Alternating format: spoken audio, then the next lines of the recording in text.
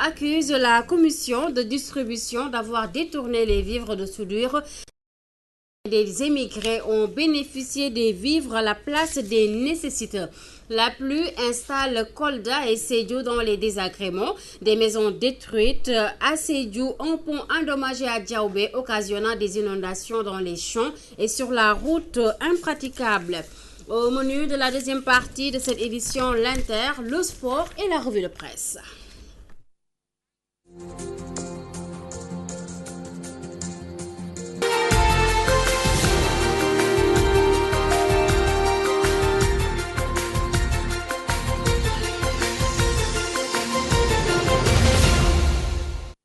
Bonjour et merci d'être avec nous sur Walf TV. Gare routière des Beaux-Maraîchers, le système de transport paralysé tôt ce matin par les chauffeurs.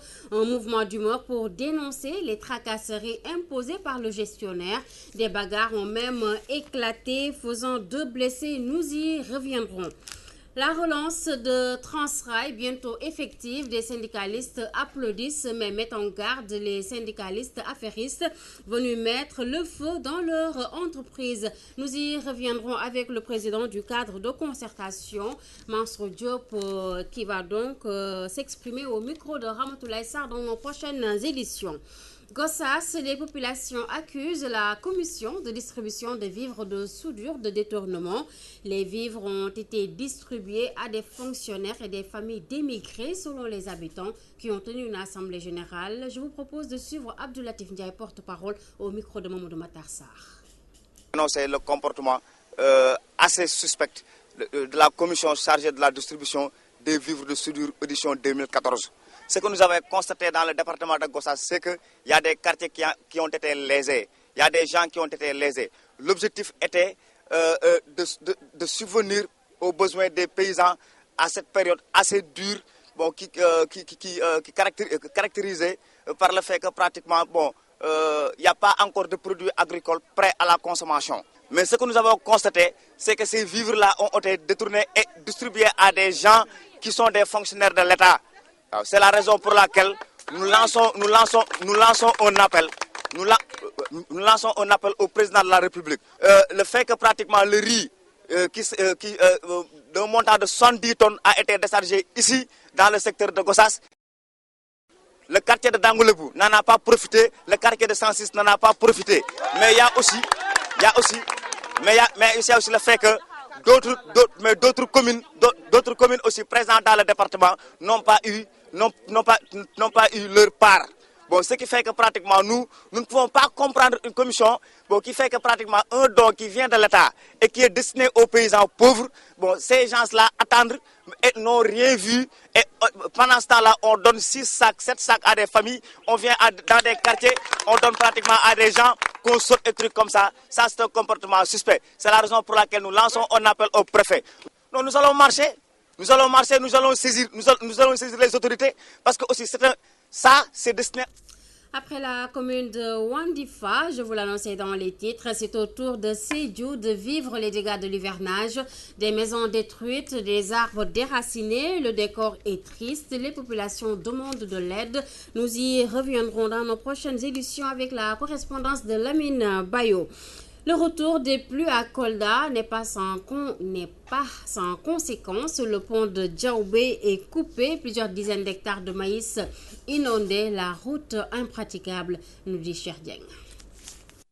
De nombreuses prières ont été dites pour un retour des pluies dans le Fouladou après une longue pause pluviométrique de plus de 45 jours. Ces averses sont enfin arrivées avec leur lot de désolation, ce qui s'est traduit par la coupure du pont situé à 1 km de Diaoubé sur la route nationale 6. La destruction de ce pont a provoqué l'inondation de dizaines d'hectares de champs de maïs, de niébé et d'arachide, une situation qui a plongé les producteurs dans un véritable désarroi. Il faut dire que l'autre conséquence, c'est la perturbation du trafic routier entre Vélingara et Kolda. Plusieurs dizaines de véhicules et de passagers n'ont pu continuer leur chemin. C'est le cas des joueurs de l'ASC Aiglon de Kolda, de retour aux phases nationales de Loncave, qui se déroule actuellement à Tambacounda. La déviation créée par la CSE, une société qui réhabilite la route nationale 6, a stocké dans un important rayon des milliers de mètres cubes d'eau. Et c'est ce qui a provoqué l'inondation de ces champs qui a détruit toutes les plantes. À Vélingara, Cheikh Dieng pour la radio-télévision Walfadjri. Cher Dieng, je l'annonçais tantôt, après la commune de Wandifa, c'est au tour de Sédhiou de vivre les dégâts de l'hivernage. Des maisons détruites, des arbres déracinés, le décor est triste. Les populations demandent de l'aide dans cette correspondance de Lamine Bayo. Wandifa qui a enregistré des dégâts au début de l'hivernage, c'est au tour de la commune de Sédhiou de connaître cette situation difficile. La pluie qui s'est abattue a emporté des maisons, des toitures, déraciné des arbres, voire même des poteaux électriques. Les sinistrés croisés sur place tentent de reconstruire leur vie tout en montrant leur impuissance. Notre bâtiment s'est affaissé suite à la pluie dernière. Nous avons été surpris d'entendre le pan de mur de s'en aller, mais aussi nous avons constaté que c'est les eaux de ruissellement qui sont passées par là. Et en ce moment précis, depuis lors, on n'a pas pu fermer l'œil et nous avons toutes les difficultés du monde à refaire notre vie.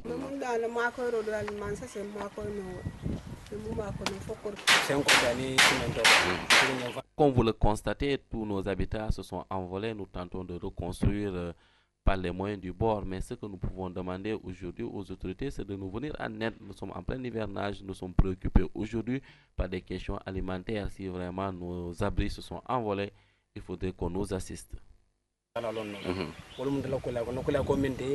Les populations s'indignent aussi des poteaux en fer qui menacent leur sécurité au moment des pluies. Parce que ces poteaux sont abolis. Mais bon, moi je dis abolis parce que c'est ce que je connais. Mais à Sédhiou, souvent on trouve des poteaux galvanisés, c'est des poteaux en fer. L'année passée, du côté de la municipalité, on confirme l'information. Il faut reconnaître que ces derniers moments, la partie sud du pays a enregistré de fortes pressions qui ont causé des dégâts ça et là. Mais l'équation sans solution se trouve être l'assistance des sinistrés, qui d'ailleurs tentent de trouver un abri provisoire en attendant que les moyens soient disponibles. Sédhiou, Walfadjri Radio TV, Lamine Bayo. Lamine Bayo à Ross-Béthio, les commerçants du marché ont eu la désagréable surprise ce lundi de constater la démolition de leurs cantines et autres étals par les hommes du commandant de la gendarmerie. Très remontés, ces commerçants dénoncent l'empressement du commandant qui est passé outre la décision de leur maire qui a fixé la date du déguerpissement au 5 octobre prochain. À ce propos, voici Moussa Lai au micro de Gabriel Barbier. On nous a agressé hier nuit. Cette agression vient de la gendarmerie, le commandant de la gendarmerie. Hier, à environ de 11h minuit, nous les commerçants de Ross-Béthio, en particulier, même les ambulants, on ne nous a même pas donné de sommation. Hier nuit, ils sont venus avec leur bill, ils ont cassé tout notre matériel. Il y a des jeunes commerçants qui sont ici, qui ont pris des prêts à la banque pour travailler. Comment ils vont payer?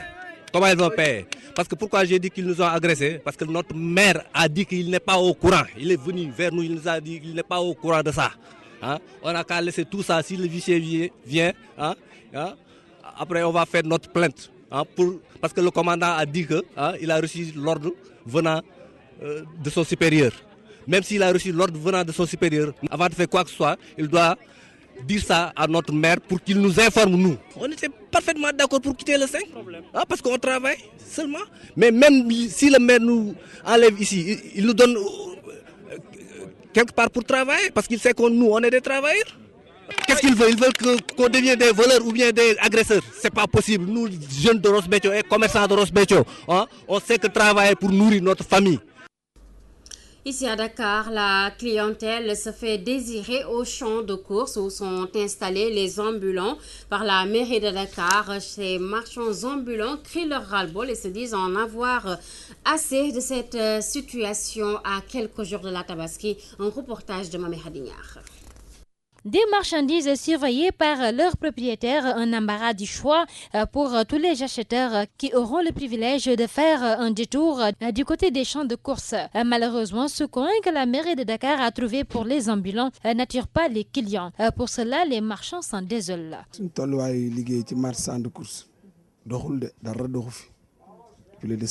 Il arrive qu'on reste des jours sans voir de clients et on vit cette situation depuis 7 mois. Alors qu'on est à quelques jours de la Tabaski, ici on ne peut même pas faire un bon chiffre d'affaires.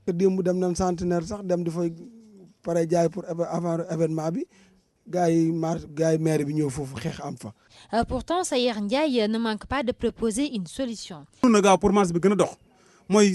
La mairie de Dakar devrait d'abord penser à construire ici des magasins pour les Chinois.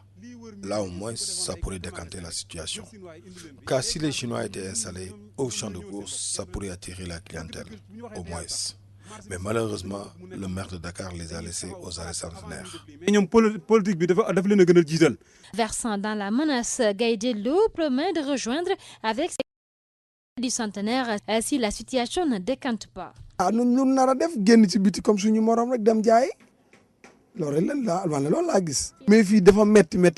De toute façon, tôt ou tard, on ira aux allées centenaires, même si on doit affronter les agents de la mairie.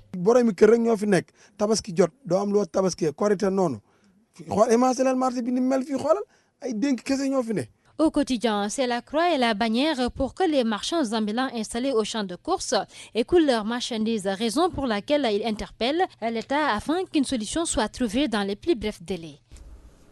Mami Hadi, à l'approche de la Tabaski, les cordonniers de la Médina ne voient pas encore arriver les clients. Ils soutiennent que la fermeture des frontières due à la fièvre Ebola a baissé leur chiffre d'affaires. Constat Mariam Touré. Entre pots de colle, cuir, ciseaux et autres accessoires, les cordonniers sis à la rue 31 de la Médina s'affairent à l'exécution des commandes de la Tabaski qui approche. Toutefois, la fermeture des frontières due à Ebola a eu des répercussions sur leurs revenus. Le constat est le même partout. Les cordonniers soulignent que cette mesure est la seule cause de la baisse de leur chiffre d'affaires. La fermeture des frontières a participé sur notre travail. Aussi, on a vécu des ruptures, notamment les coupures d'électricité. Avec nos clients guinéens et les autres burkinabés, avec la Tabaski, personne n'avait pas venu. Les commandes sont moins importantes que d'habitude. La fermeture des frontières ne nous a pas du tout aidés. À cette heure, les Guinéens et les Maliens étaient là. Mais depuis l'annonce de la maladie et la fermeture des frontières, ça ne marche plus comme avant.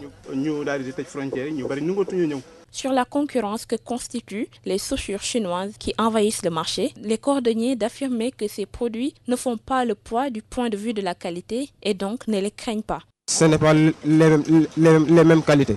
Les qualités sont diamétralement opposées. On n'avait pas peur des Chinois, mais la concurrence avait...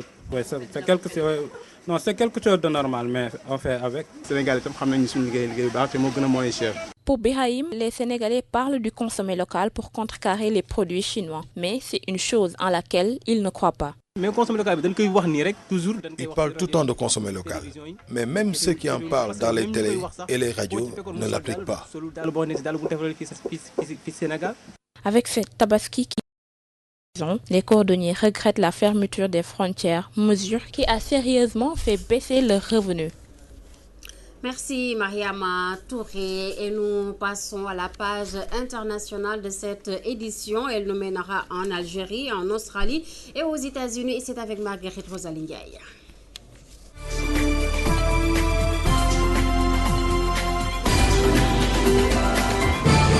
Sur l'international, avenir incertain pour l'otage français en Algérie. Paris refuse toujours de céder au chantage des ravisseurs. Les explications de Cheikh Tidiane Gomis. Le sort de l'otage français enlevé en Algérie était toujours incertain ce mercredi matin, alors que ces ravisseurs avaient menacé lundi de l'exécuter si la France ne renonçait pas dans les 24 heures à ses frappes en Irak, ce que Paris a exclu de faire. L'armée algérienne se livrait dans le même temps à une course contre la montre pour extraire des mains de ses ravisseurs l'otage Hervé Gourdel.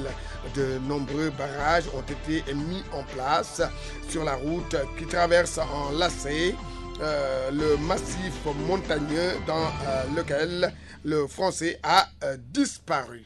Direction Australie, Abdul Nouman Haider tué, c'est un terroriste présumé. Il a fait certaines déclarations sur les réseaux sociaux. Le récit d'Ousmane Sen.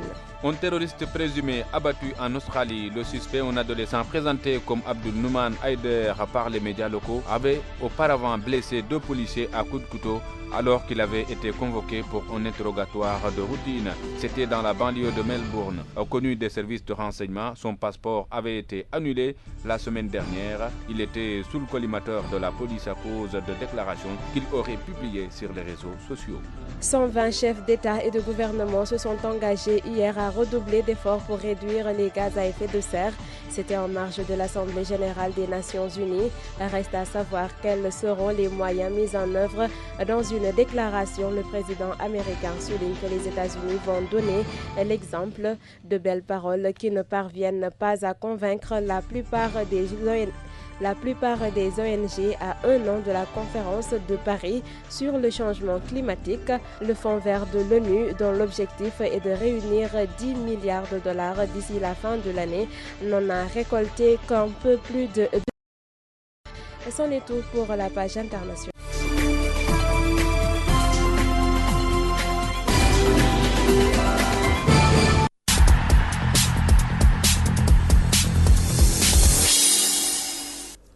Nous passons au sport avec notre coach maison, Cheikh Tidiane. Bonjour. Bonjour, Aramdel. Cheikh Tidiane, nous démarrons avec du judo. Le judo sénégalais est aujourd'hui divisé et chacun se donne des coups. Oui, effectivement, la division est consommée dans la famille du judo sénégalais. 2 assemblées générales sont annoncées ce week-end qui confirment tout simplement la dislocation de la famille du judo qui est minée par des tendances. Face à cette situation, l'entraîneur adjoint des Lions se démarque de ceux qui diabolisent l'actuelle équipe dirigeante. Moussa Sall accuse des anciens de la famille derrière cette affaire. Il essaie de tenir judo en otage. Des gens tapis dans l'ombre veulent prendre coûte que coûte en otage le judo, alors que la discipline se porte bien maintenant. Le judo a amené 2 médailles. Ils ont fait des années à la tête de la DTN. Ils n'ont qu'à partir et laisser la place aux autres afin de continuer le travail. Maintenant, ça suffit. Bronze.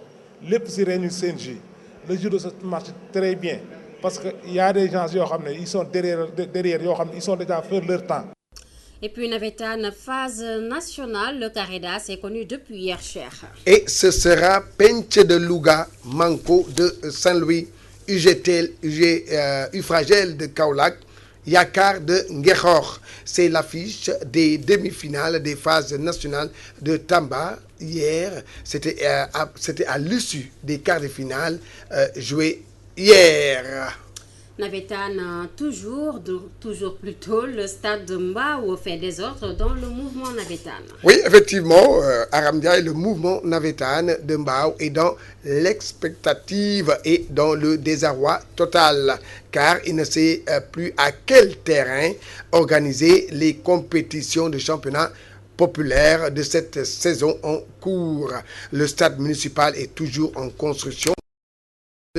Indescriptible, les jeunes interpellent le maire de la dite ville, de la ville de Pikine sur la situation qui perdure. Reportage Najib Sagna. Les Navétanes vont mal en Mbao. Le stade devant abriter les compétitions est toujours en chantier. Cette année, les jeunes risquent de ne pas jouer dans la commune encore. Pire, le championnat n'a toujours pas démarré. Retard qui met mal à l'aise les responsables du Navétane. Écoutons l'un d'eux. Le blocage, vraiment, je ne peux pas le dire. De toute façon, on a vu le maire de la ville. Donc, il a promis de parler avec le promoteur la semaine prochaine. Je crois qu'il reste juste des finitions. Nous espérons que le stade nous sera livré dans les plus brefs délais pour l'ouverture des classes. Et vous voyez ce que cela va faire. Donc, ça nous a beaucoup retardé. Les autorités municipales se désolent également du retard noté dans la construction du stade, l'adjoint au maire. C'est un stade qui a été construit par la ville. Aujourd'hui encore, jusque-là, on se pose encore des problèmes par rapport à la gestion. À qui ça va revenir? C'est à la ville, au département ou à la commune? En tout cas, jusque-là, ce sont des questions qu'on se pose. Mais pour qu'il y ait réponse, il faut d'abord que les travaux soient complètement achevés. Il nous faut d'abord qu'on nous livre ça. Que dans la dévolution des biens, ce qu'on est en train de faire, que ce stade-là nous soit dévolu. Et c'est notre plus grand souhait. Depuis 2 ans, les jeunes de Mbao se déplacent pour jouer dans d'autres communes. Une situation aujourd'hui intenable. Mbao, Najib Sagna, Télévision Al-Fadjri. Merci à vous, Najib Sagna. Navetan, toujours donc, le football au service de la population pour créer l'unité de Chertia. Oui, le football au service de l'unité des populations de Mbouba. Un tournoi dénommé Unité et Réconciliation, initié par Abdoulba, qui a répondu à toutes les attentes sur le terrain. L'ASC Chelsea a battu l'ASC Barcelone 1-0 sous les yeux du maire de la dite commune, Maître Sadel Ndiaye. Samba Cham, président du comité de pilotage, a magnifié l'œuvre d'Abdoulba qui a réconcilié les populations qui étaient à couteau tiré. Je vous propose d'écouter Samba Cham au micro de Aboukan. Donc l'objectif de ce tournoi, comme son nom l'indique, c'est de réunifier la jeunesse de ce village qui, il faut le reconnaître quand même, dont l'unité a été un peu déstabilisée par les dernières élections locales, il faut le reconnaître. Mais heureusement qu'on a eu quelqu'un comme Abdoulba et qui a compris que le développement ne peut pas se faire dans la division. Voilà pourquoi il a pensé à ce tournoi et il a regroupé l'ensemble de la jeunesse de ce village qui aujourd'hui fête la finale de ce tournoi. C'est déjà une joie extrême pour nous parce qu'au lendemain de ces élections, on avait pensé que ce village allait être divisé, que les gens allaient se battre parce qu'il y a eu les conséquences des divisions politiques. Heureusement, avec ce tournoi, nous sommes tous ensemble unis dans l'unité et dans la réconciliation. Et plus de 25 jours durant lesquels on est en train de jouer, il n'y a aucun problème. La jeunesse, elle est là. Peut-être le seul problème aujourd'hui, comme vous le voyez, c'est véritablement l'État. L'État peut-être de ce terrain d'abord. Véritablement, on a fait plus de 10 heures de temps ici le matin pour rembler des trous dans ce terrain-là.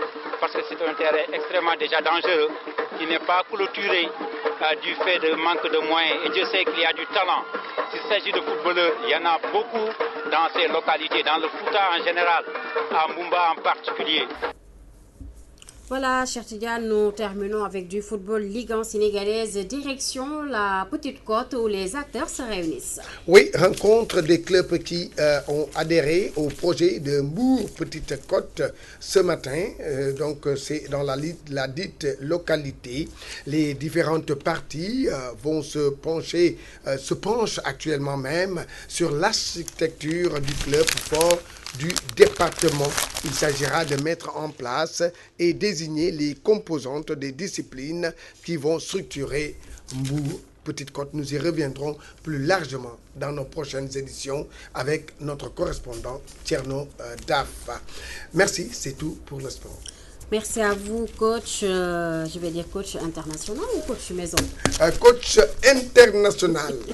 International. Merci donc. Rendez-vous donc à 14h avec les... Voilà, toutes nos excuses. Aujourd'hui donc, vous n'aurez pas votre page culture, mais rendez-vous est pris mercredi prochain avec Thiorombar Ndiaye et la vous l'aurez ultérieurement. Voilà donc, c'est fini pour cette édition. Au nom des équipes techniques et de la réalisation, merci de votre aimable attention. Bonne suite des programmes sur Walf TV. Au revoir.